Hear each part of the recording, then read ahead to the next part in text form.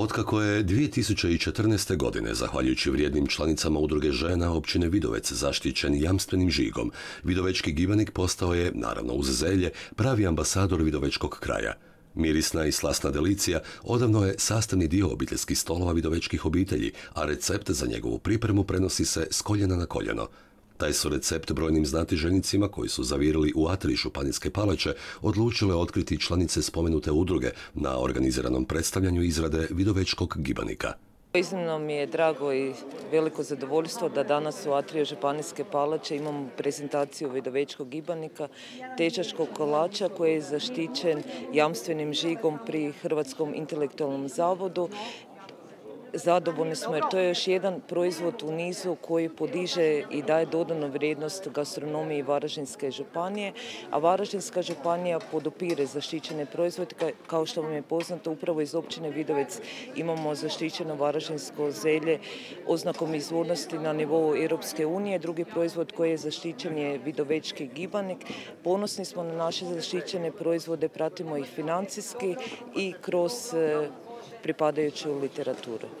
Varaždinska županija kao institucija svakako podupire danju zaštitu ove delicije i na europskoj razini, a zadovoljan promocijom gibanika je i čelni čovjek općine Vidovec. Općina je zapravo i pokrenula tu inicijativu da zaštitimo ovaj naš vidovečki kolač, vidovečki gibanik. Evo, našli smo jako dobrog partnera u udruzi žena koji su to ekspeditivno odradili prije nekoliko godina. Evo, stvarno možemo biti ponosni na ovaj naš kolač i sad nam slijedi zapravo i na neki način da ga prezentiramo i van naše države, s obzirom da evo, udruga žena ide na sva događanja koja su vezana uz kulturne ili gastronomske manifestacije. Naš sljedeći cilj je da ga zaštitimo na nivou Europske unije. Evo, ovo je jedna dobra prilika sad da se ljudi u našoj županiji upoznaju sa načinom izrade tog vidovečkog gibanika, jer imamo jako puno upita i evo iz grada Varaždina gospođe se hoće naučiti na koji način to raditi, a evo i ove godine Ministarstvo poljoprivrede je prepoznalo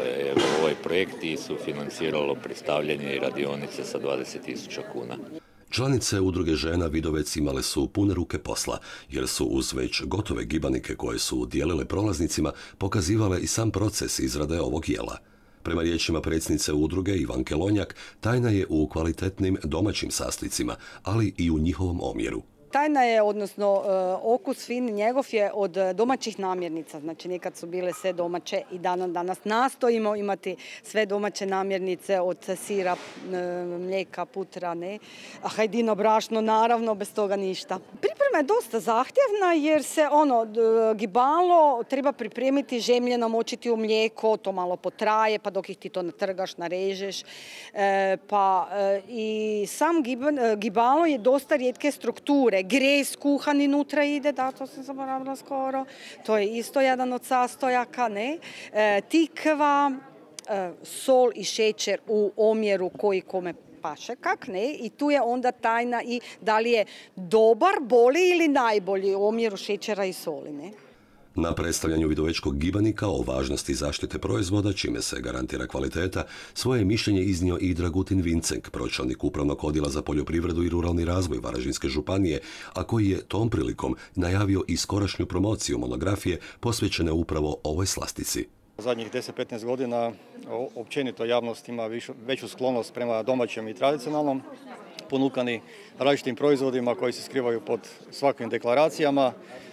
Većinom te deklaracije ne odgovaraju kvaliteti proizvoda i normalno da onda ljudi preferiraju domaće tradicionalno, znači jedanput kad steknu povjerenje nekog proizvođača ili proizvod, vraćaju mu se, a evo mi kao županija upravo u tom tragu i pomažemo da ta prepoznatljivost i kvaliteta bude što više vidljiva.